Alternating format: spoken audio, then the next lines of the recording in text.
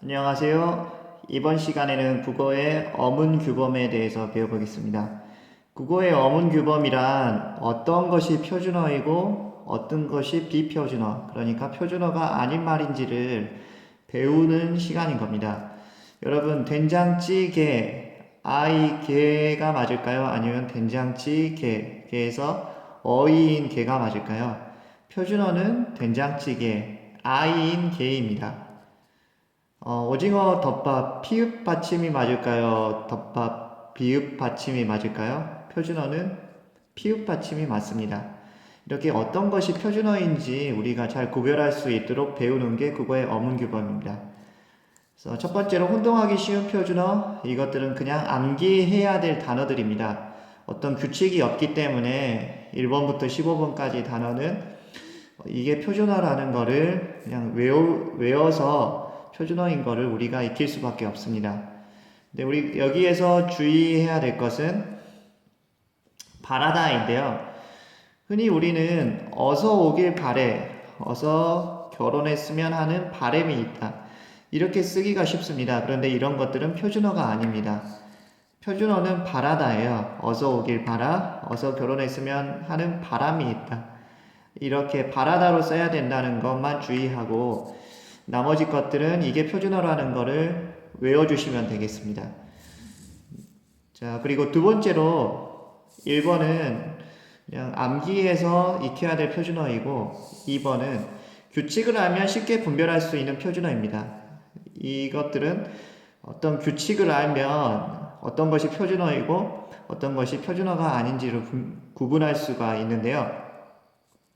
자, 먼저 첫 번째부터 봅시다. 규칙 첫 번째, 동물의 암수. 그러니까 암컷과 수컷을 표시할 때, 원칙은 동물의 수컷을 나타낼 때에는 수광처럼 낱말 앞에 숫자를 붙이는 게 원칙입니다. 그러니까 대부분의 단어에서는 수컷을 나타낼 때는 이 수라는 글자를 붙이면 되겠죠. 그리고 암컷을 나타낼 때는 암자를 붙입니다. 암꽁처럼요. 그래서 수소, 소의 수컷은 수소이고 암소, 암컷인 소는 암소, 수개미, 암개미, 수놈, 이렇게 숫자를 붙여서 수은행나무, 이 소가 수컷임을 나타내주고 이 개미가 수컷임을 나타내줍니다. 하지만 여기에도 예외가 있어요. 자, 수라는 글자 다음에 거센 소리로 소리가 날 경우가 있어요. 자, 거센 소리가 뭘까요? 거센 소리는 키읔, 티읕, 피읕,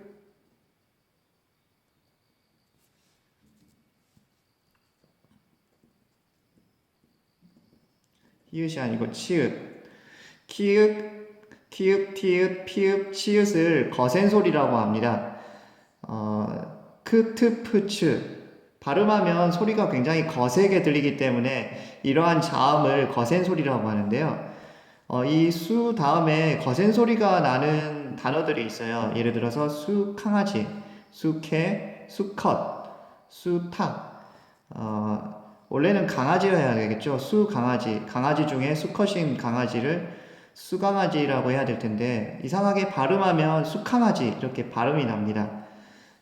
이런 식으로 수 다음에 거센 소리로 소리가 날 경우 그냥 소리 나는 대로 적습니다. 수강아지, 수개, 수컷. 사실 수컷도 수컷인 수에 그냥 것이 붙어서 수것이 되는데 근데 발음을 해보니까 수컷 이렇게 발음이 나기 때문에 수컷으로 쓰고 있는 겁니다. 수탉도 원래는 수의 닭이겠죠. 근데 이렇게 수 다음에 거센 소리가 나는 단어들은 몇 개 되지 않습니다. 수강아지, 수개, 여기에 나오는 단어들이니까요. 이 단어들은 예외로 외워주면 되겠죠. 그리고 예외 두 번째, 수 대신에 숫이라는 단어를 붙이는 경우도 있습니다. 순양, 순염소, 수양, 수염소 이렇게 안 하죠. 순양, 순염소. 수 대신에 숫이라는 단어를 붙입니다. 수컷을 나타내기 위해서죠. 이러한 것들은 좀 외워주면 되겠죠. 자, 그리고 규칙 두 번째. 여러분, 미장이가 맞을까요? 미쟁이가 맞을까요? 기술자에게는 기술자라는 뜻을 나타내기 위해서는 장이를 붙입니다. 유기장이는 유기그릇을 만드는 기술자이기 때문에 유기장이, 옹기장이는 옹기그릇을 만드는 기술자이기 때문에 옹기장이. 그런데 반대로 어떤 특징이 많은 사람은 쟁이라는 말을 붙여요. 멋쟁이, 멋을 잘 부리는 사람을 멋쟁이라고 하죠. 멋이라는 특징이 많은 사람이기 때문에 멋쟁이라 합니다. 욕심쟁이는 욕심이 많은 사람. 그러니까 이런 것들을 욕심장이 이렇게 쓰면 틀리겠죠. 장이는 기술자를 나타내는 말이니까요. 욕심이 많은 사람은 욕심쟁이, 멋장이라고 하면 안 되고 멋쟁이라 해야 됩니다. 근데 어떤 특징이 많은 사람은 이 내기라는 말을 붙이기도 해요. 서울내기. 자, 서울내기를 볼까요? 서울과 내기가 붙어서 된 단어입니다. 서울에서 태어나 서울 사람들의 특징이 많은 사람을 서울내기. 신출내기, 풋내기도 신출과 내기, 풋과 내기가 붙어서 처음이나 일이 서투른 사람을 신출내기, 풋내기라고 적는 거죠. 새내기는 새로운 특징이 많은 사람이니까 새내기. 그러면 신입생이라는 뜻이 되겠죠. 자, 규칙 세 번째를 보겠습니다. 규칙 세 번째에서도 원칙 먼저 볼게요. 위를 나타내는 말. 위에 있다 하는 위를 나타내는 말은 위라는 단어를 붙여서 씁니다. 그러니까 윗니, 이빨 중에 위에 있는 이빨은 그러니까 윗이라는 말을 씁니다. 윗니, 이빨 중에 위에 있는 이빨을 윗니, 윗넓이, 넓이 중에 위의 넓이를 말할 땐 윗넓이. 그러니까 많은 단어들, 일반적으로는 위를 나타내는 말은 위에 시옷을 붙이는 윗, 이 말을 붙여서 쓰는데요. 근데 예외가 있어요. 거센 소리, 아까 우리가 배웠죠. 키읔, 티읕, 피읕, 치읓. 이 거센 소리와 된 소리는 뭘까요? 쌍기역, 쌍디귿, 쌍비읍, 쌍시옷, 쌍지읒. 쌍지읒 앞에서는 윗이란 말을 쓰지 않고 시옷을 뺀 위를 씁니다. 자, 위체. 치읒 앞이죠. 치읒 앞이니까 시옷을 뺀 위를 쓰는 겁니다. 위턱, 거센 소리인 티귿이 뒤에 있죠. 티귿 앞에니까 시옷을 쓰지 않고 시옷을 뺀 위를 쓰는 겁니다. 간단하죠?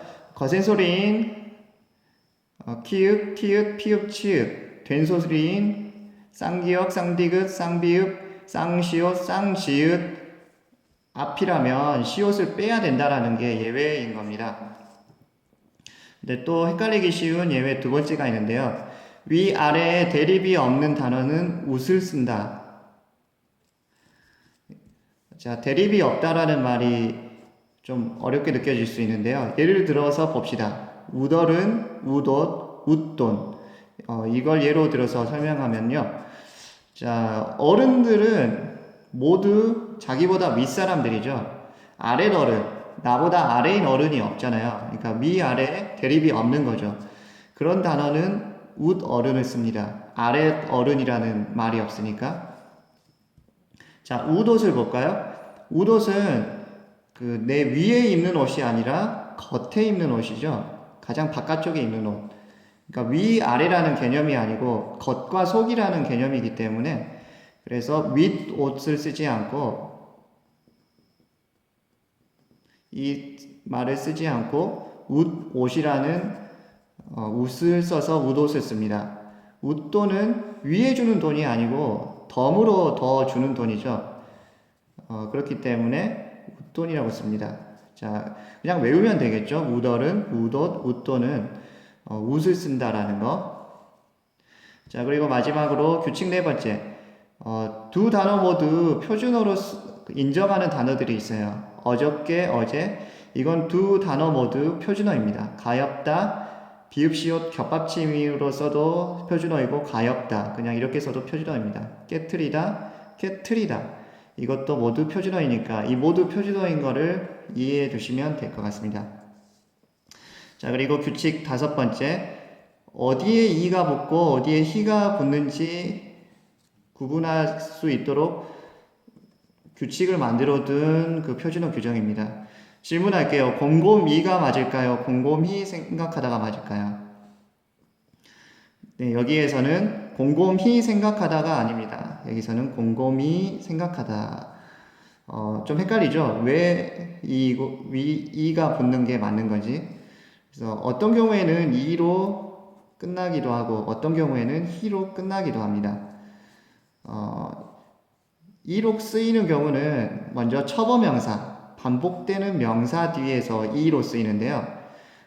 자, 예를 볼까요? 틈틈이 2번 반복되죠. 틈이라는 게 이런 걸 처범명사라고 그래요. 다다리는 원래는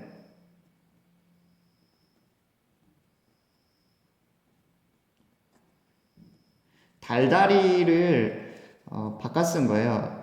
매달 매달 달다리 그러니까 2번 반복이 되니까 처범명사죠. 번번이 이렇게 2번 반복될 경우 이로 쓰고요. 그 다음에 시옷 받침 뒤에서 깨끗이 받침이 뭔가요? 이 앞에서 시옷이죠. 지그시 시옷으로 끝난 받침 뒤에서 이가 붙죠. 버젓이 앞에 시옷 받침이 오면 이를 붙인다는 것. 그리고 비읍 불규칙 영원 어간디에서 가벼이 원래는 어떻게 쓸까요?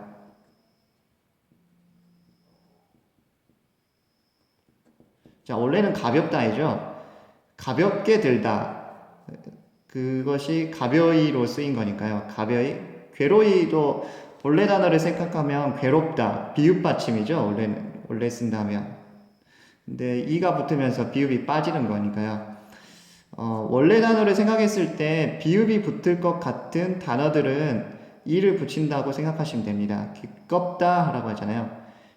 원래는 뭐죠? 쉽다. 외로이. 이것도 원래는 뭐죠? 외롭다. 원래 비읍이 들어가야 되는데 이가 붙으면서 비읍이 빠진 거니까 이런 경우에는 이로 끝난다는 걸 생각하면 되겠습니다.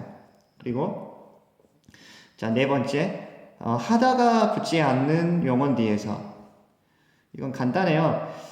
이 대신에 하다를 붙여보면 이상한 단어들 뒤에서는 이를 붙인다고 생각하면 됩니다. 갓하다, 굿하다 이상하죠. 높 뒤에도 하다를 붙여볼까요? 높하다 이상하죠. 이럴 경우에는 이이고 이것과 비교해봐서 비교해봤을 때 쉬운 게 히로 쓰이는 경우입니다. 자, 급 대신에 하다를 붙여볼게요. 급하다, 딱하다, 속하다, 엄격하다. 하다를 붙였을 때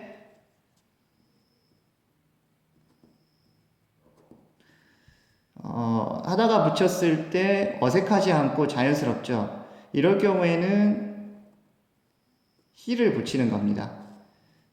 그러니까 하다를 붙였을 때 이상한 것, 같이 때 이를 빼고 같하다를 붙였을 때 이상하죠. 굿하다. 이런 경우에는 이를 쓰고 하다를 붙였을 때 이상하지 않은 것, 자연스러운 거는 히를 쓰는 겁니다. 급하다, 딱하다 할 때는 히를 쓴다는 것. 네. 자, 이 정도의 규칙이 있다는 거를 이해하시고 그 다음 수업에 오시면 되겠습니다. 자, 수고하셨어요.